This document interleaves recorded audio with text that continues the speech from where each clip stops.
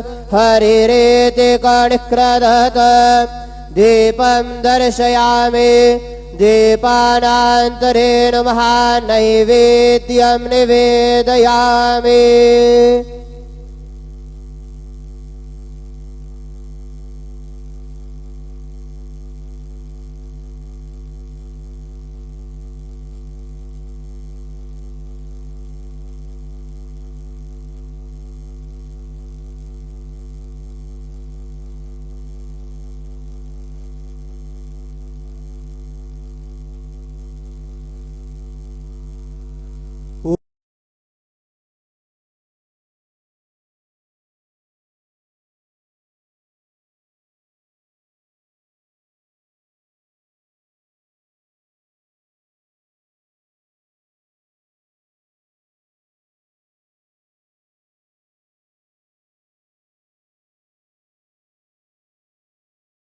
ॐ प्रजापतेन तवदेतान्यन्यविषवारूपाणि परिता बभूव जत्कामास्ते दुःमस्तन्नो अस्तु वयग्सया मपतयोरयेणाम्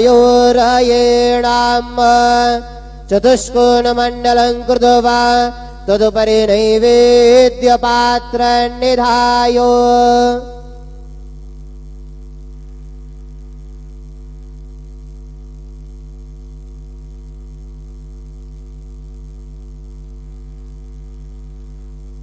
गायत्री मंत्रेण पात्रां संवृक्ष्य धेनुमुदरामृते कृतय ग्रासमुदरां प्रादर्शयेत् सतयन्तवरदेन परिगच्छामि।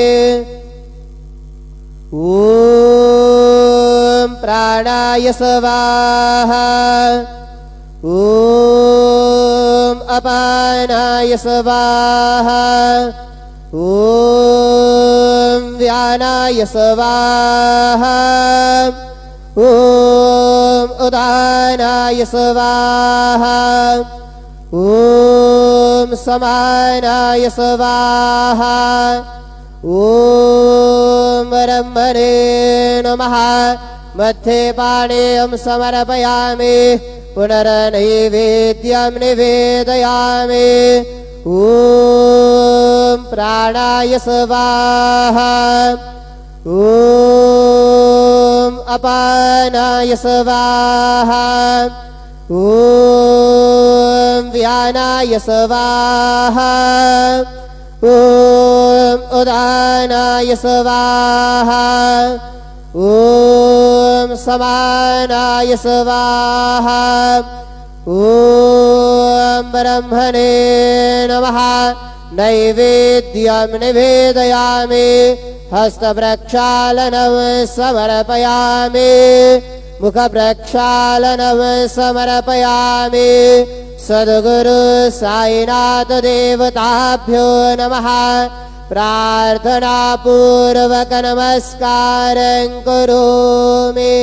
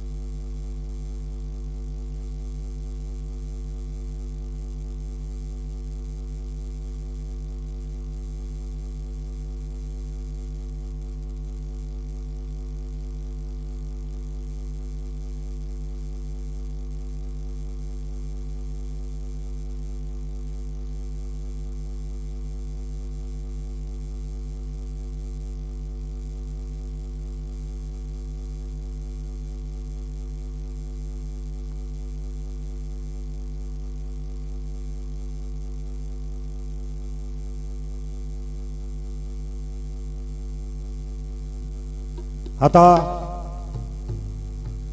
आरती सुरू होत आहे। सर्वांनी एका सुरात आरती म्हणावी।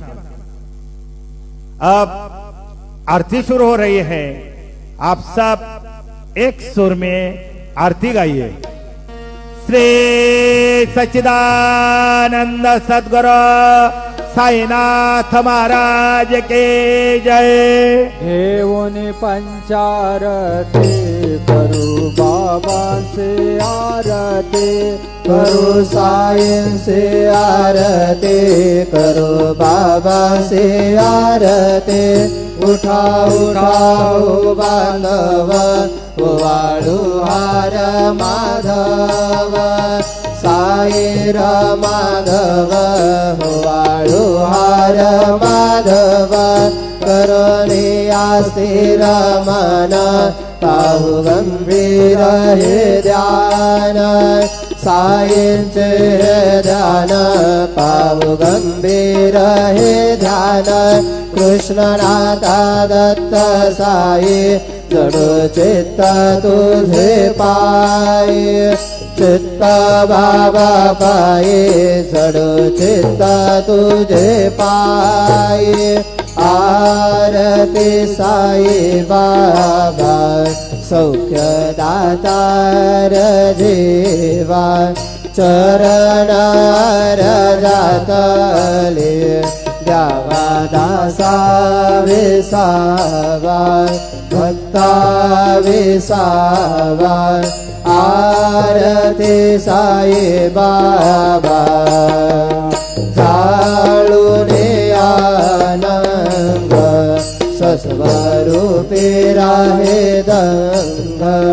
मुमुक्ष जना दावे निज डोळा श्रीरंग, डोळा श्रीरंग।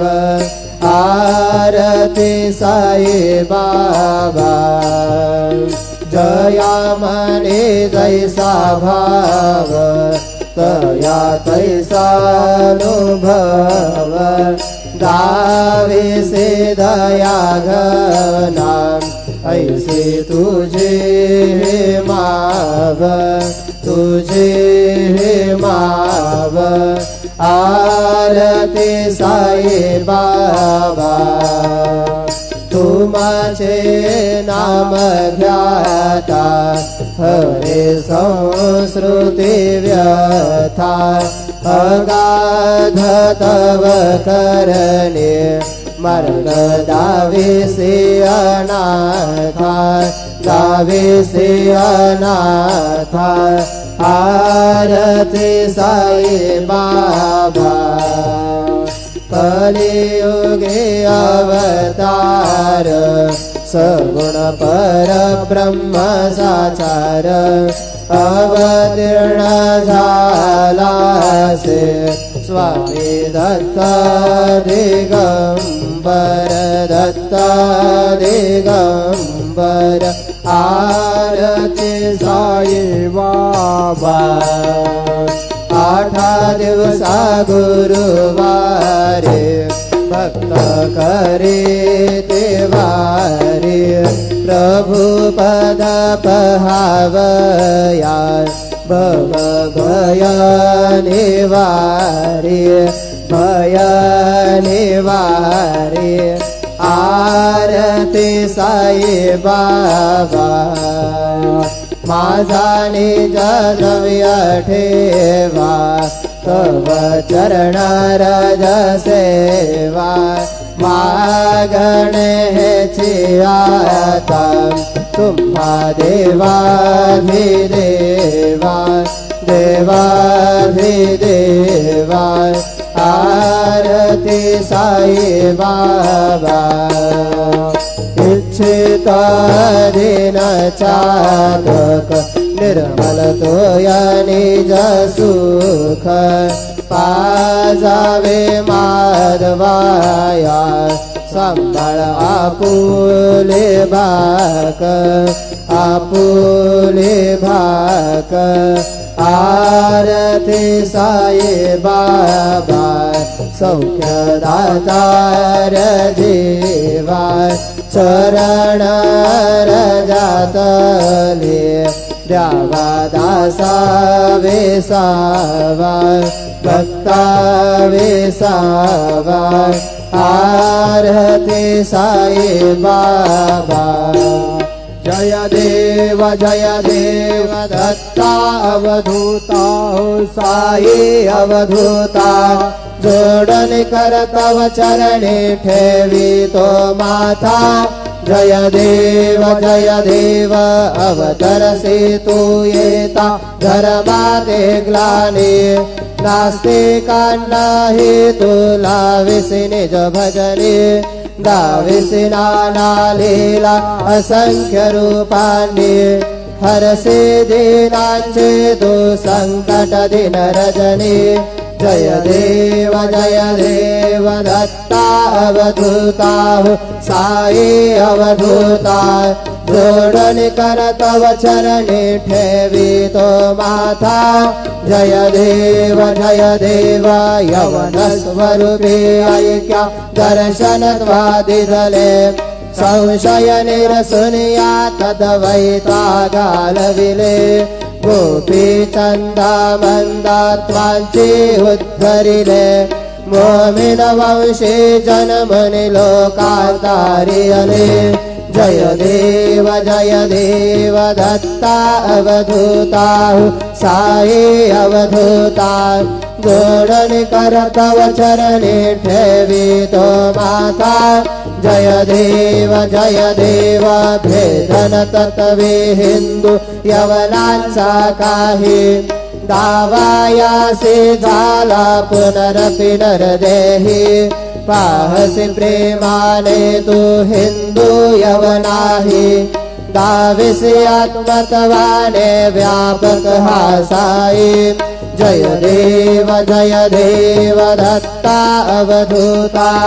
साई अवधूता जोडण कर तव चरणे ठेवी तो माथा जय देव देवा साई नाथा त्वत्पदनत भावे परमाया मोहित जनमोचन जनिवावे त्वत्कृपये सकलांचे संकट निरसावे देशील तरी दे त्वद्यश कृष्णाने गावे जय देव दत्ता अवधूता साई अवधूता जोडण कर तव चरणे ठेवी तो माथा जय देव शिर्डी माझे पंढरपूर साई बाबा मावर साई बाबा मावर शुद्ध भक्ति चंद्रभागा भाव पुंडलिक जागा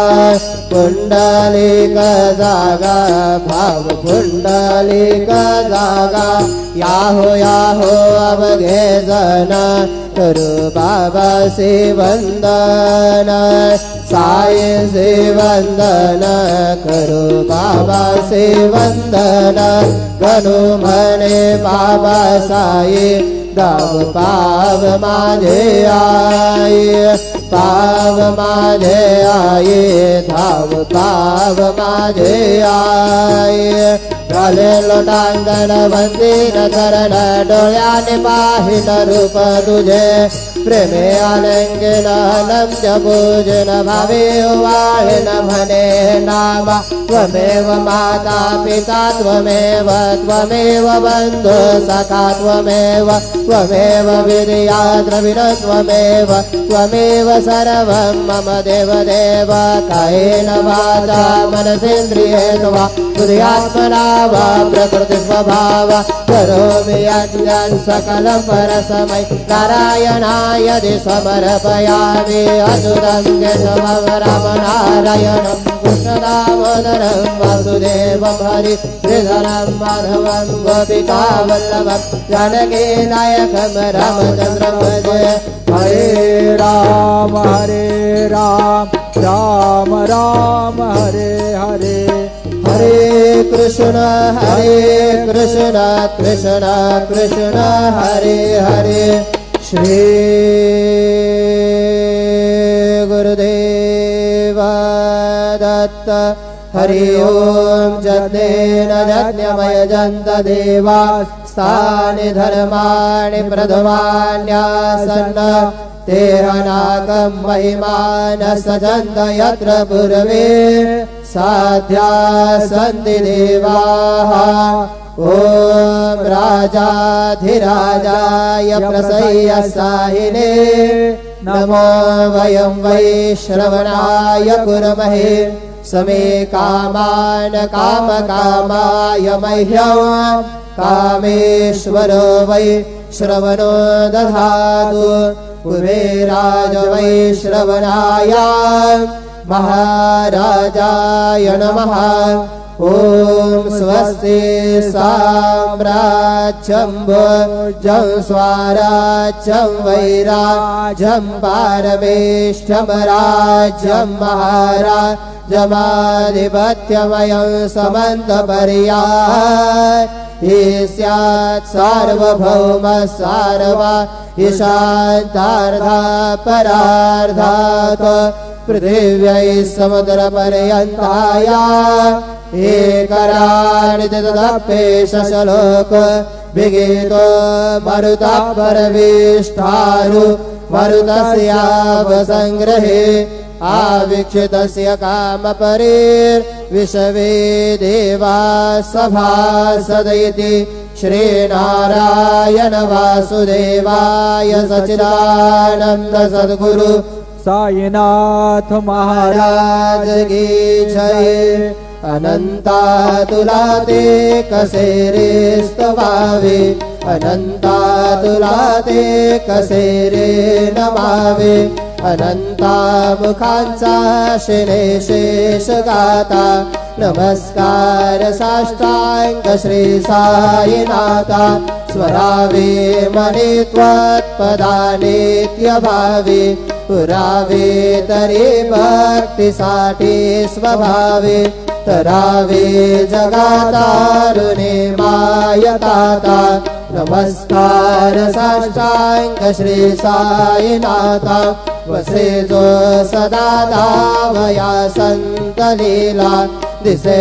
आद्य लोकान् परिचो जनाला परियांतरे ज्ञान कैवल्यदाता नमस्कार साष्टांग श्री साईनाथा परालाधला जन्म हा मानवाचा नरासार्थका साधने भूत साचा गुरु साई प्रेमा गळाया अहंता नमस्कार साष्टांग श्री साईनाथा करावे करे सान अल्पज्ञ बाला करावे अभारण्य चुंबन निघाला मुखे घाल प्रेमे कराग्रास आता नमस्कार साष्टांग श्री साईनाथा सुराधिक ज्यांच्या पदावंदिताती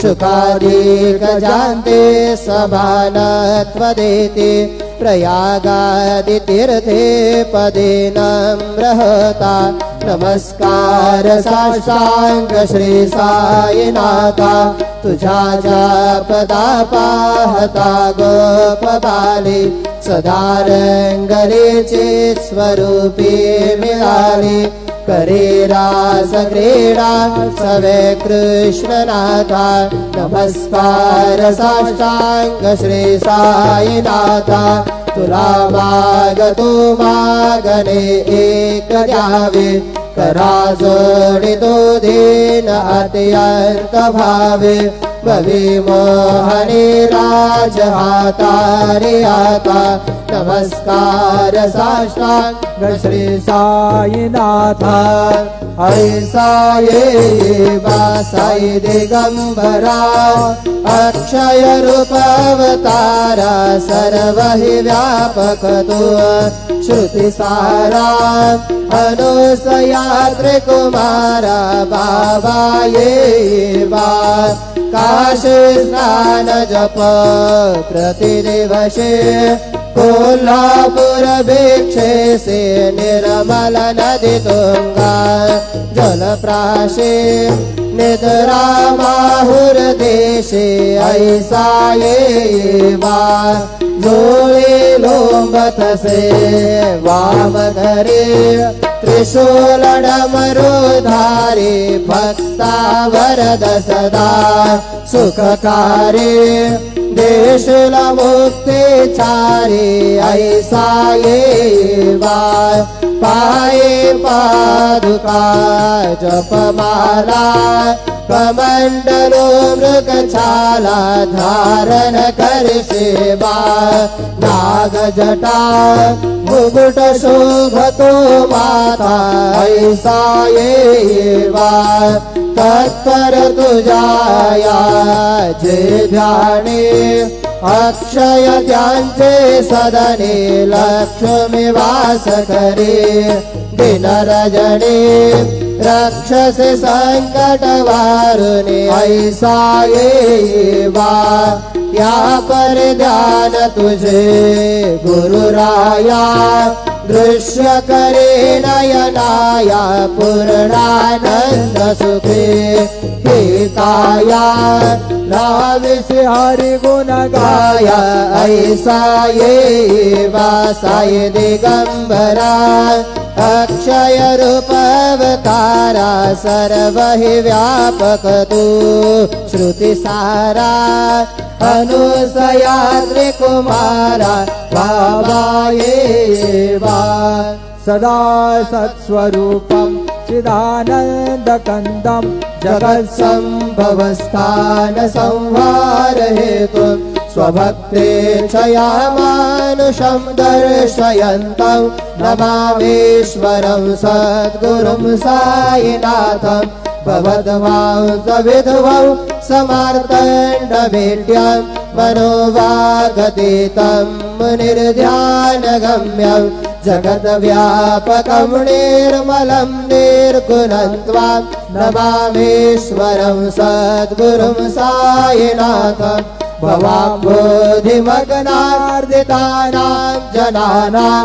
स्वपादाश्रितानां स्वभक्तिप्रियाणां समुद्धारणार्थं कलौ सम्भवन्तं नमामीश्वरं सद्गुरुं साईनाथं सदा निम्बवृक्षस्य मूलाधिवासात् सुधास्राविनन्ति तमप्यप्रियन्तं तरुं कल्पवृक्षादिकं साधयन्तं नमामीश्वरं सद्गुरुं साईनाथं सदा कल्पवृक्षस्य तस्यादिमूले भवद्भावबुद्ध्या सपर्यादिसेवा नृणां कुर्वतां मुक्तिप्रदन्तं नमामीश्वरं सद्गुरुं साईनाथं अनेकाश्रुतातर्क्यलीला विलासै समाविष्कृतेशान् भास्वप्रभावम् अहं भावहीनं प्रसन्नात्मभावं नमामीश्वरं सद्गुरुं साईनाथं सतां विश्रमाराममेवाभिरामं सदा सज्जनैः संस्तुतं सर्णमदभि जनामोदतं भक्तभद्रप्रदन्तं नमामीश्वरं सद्गुरुं साईनाथम् अजन्माद्यमेकं परब्रह्म साक्षात् स्वयं सम्भवं राममेवावतीर्णं भवद्दर्शनार्थं पुनीतः प्रभोऽहं नमामीश्वरं गुरुं साईनाथं श्री साई सकृपानिधे नृणां सर्वार्थसिद्धिप्रद युष्मत्पादरजप्रभावमतुलं धातापि वक्ता क्षमः सद्भक्त्या शरणकृताञ्जलिपुट सम्प्रार्पितोऽस्मि प्रभो श्रीमत्साई परेश पादकमला नान्यत् शरण्यं मम साई रूपधर राघवोत्तम भक्तकाम विबुधध्रुम प्रभु माययोपहत चित्तशुद्धये चिन्तयाम्यहमर्निशं मुदा शरत्सुधांशु प्रतिमं प्रकाशं कृपादपात्रं तव साईनाथ त्वदीयपादाब्जसमाश्रितानां स्वच्छाययातापमपाकरोतु उपासनादेवत सायिनाथ स्तवैर्मयोपासनिनास्तु तत्स्वम् रमेन् मनोर्मे तव पादयुग्मे भृङ्गो यथाब्जे मकरन्दलुब्धः अनेकजन्मार्जित पापसंक्षयो भवेद्भवत्पादसरोजदर्शनात् क्षमस्व सर्वान्नपराध्यपुञ्जकान् प्रसीद साई सद्गुरु दयानिधे श्री साईनाथ चरणामृतपूत चित्तात् सत्पाद सेवनरता सततं च भक्त्या संसारजन्य दुरितोद्धवनिर्गतास्ते कैवल्यधाम परमं समवाप्नुवन्ति स्तोत्रमेतत्पठेद्भक्त्या यो नरस्तं मनः सदा सद्गुरु साईनाथस्य कृपापात्रं भवेत् ध्रुवम् करचरणभृतं वा कायजं कर्मजं वा श्रवणनयनजं वा मानसं वा परार्धम् विदितमविदितं वा सर्वमेतत्क्षमस्व जय जय करुणाब्धे श्री प्रभु साईनाथ श्री सच्चिदानंद सद्गुरु साईनाथ महाराज के जय।